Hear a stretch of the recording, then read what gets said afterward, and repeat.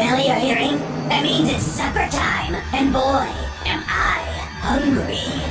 The name's Orange, or at least that's what they call me now.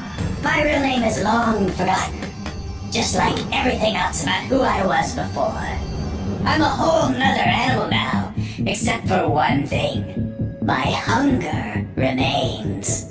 It all started not too long ago. Back then, I was big, powerful, but scared out of my wits. I was deceived by a lie, a promise of the greatest meal of all time. And now I found myself running for my life. I flew past a corner and found a box to hide in. Hey buddy, where are you? Don't you want to be our friend? I had evaded Blue. I thought I was in the clear. But Green followed closely behind. You see, Green was blind, but the second he got his fingers on you, you were done for. And unfortunately for me, he was right on my path. I moved the box slowly, careful not to make a sound. But I couldn't see a thing. And I messed up.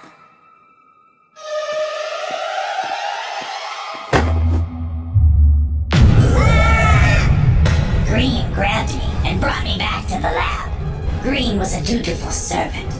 To him, the man in charge. He smiled at me, and I could tell then and there that he was pure evil. They tossed me in a machine, and as the motors whirred and the sparks flew, my body was full and stretched in every which way. The last thing I remember was a very bright light. My ears were ringing as my life flashed before my eyes. I thought back to my life on the farm. Kids! Dinner's ready! It was a simple life, but there were a lot of mouths to feed besides my own. But we made do, as best as we could. Thing is, when everyone else had cleared their plates, I was left unsatisfied. I was still hungry. Mom was worried about me, but they didn't have the means to indulge my desires. She reminded me that they had animals to feed too. And this gave me an idea. It wasn't dignified, I'll give you that. But I couldn't stop. My dad had caught me, and boy, did he let me have it. So I decided then and there, if I can't eat their food, I could always just eat them. It seemed as though I had gone too far. I didn't understand. I was being self-sufficient.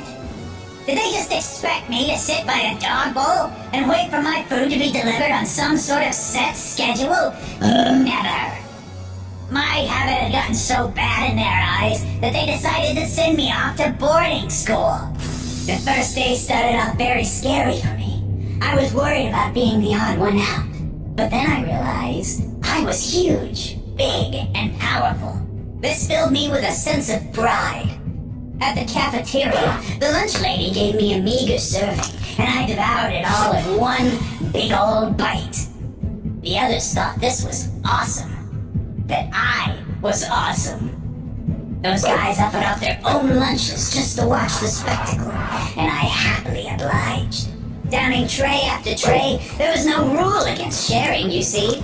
It went against the values of the school. But I don't think the teachers liked this little loophole. But whether they were happy, I couldn't care less, because this was the happiest I had ever been. Until I found out the truth. I thought they liked me for who I was. Turns out, I was just a sideshow, a freak. They threw out names like Hungry Hungry Hippo and the Trash Compactor. I had considered my gift to be something special about me, but turns out, everyone else thought it was just plain weird. Except, perhaps, for one girl. She was really nice. In fact, she even offered to help me change my ways. She showed me all sorts of stuff. Salads, jogging, diet shakes, yoga, herbal tea, swimming. I hated them all. It was the absolute worst, and went against my entire nature. She tried, but I knew deep down that it wasn't me. I made up my mind. If I couldn't become thin like everyone seemed to want me to, then I would get even bigger to spite them all. I went on a quest that day to become the world's largest man. My family held a hot dog eating contest at the farm. I sweat so hard that they had to travel 15 miles just to pick up more dogs. And it didn't stop there. News of my decisive victory spread throughout the paper. People wanted to watch me perfect my craft. I went from show to show, and I creamed them all. Anyways, throughout it all, the same girl tagged along. She, despite her best efforts to change me, really cared about me deep down. It felt so good to be loved by someone for who I was. As I won more and more competitions, I became something of a celebrity. I was on the top of the world, and at last I had done it. I was officially the world's largest man, and I felt good. One day, I got a phone call from the family that sent me away all those years ago. Hello, honey. Your father and I saw you on the television again. You looked happy. But, son, you're not healthy. Please, come home. We can help you work through your issues. We love you. I couldn't believe what I was hearing. I thought they might have called to beg me for money, sure, but this? What issues? I was fine. I was famous and big. My friends saw me go off on my mother in a fit of rage. I really let her have it. This was the final straw.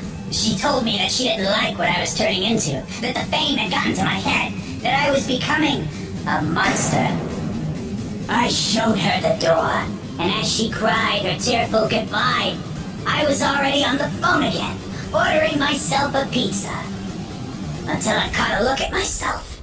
In the mirror, I had become unrecognizable, even to myself.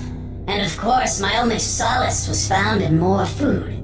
More and more, I spiraled out of control. I could only think of her, even as I shoveled more and more food into my mouth. I saw her in my spaghetti. I saw her in my fries. I saw her in my plate, right next to the mashed potatoes and gravy. I even saw her in my low-cal diet soda. This continued on and on until I could no longer enjoy my meals. I was at rock bottom.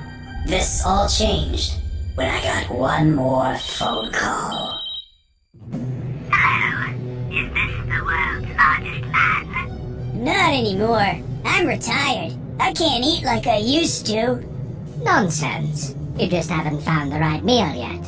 Not to worry. I have one to die for. The man on the phone's offer intrigued me, and like the fool I was, I arranged a meeting. I was met with the most lavish meal I'd ever laid eyes on, and it was all you could eat. Thoughts of my lost love faded away as I rekindled my joy of eating. I was in heaven. Something seemed off, though.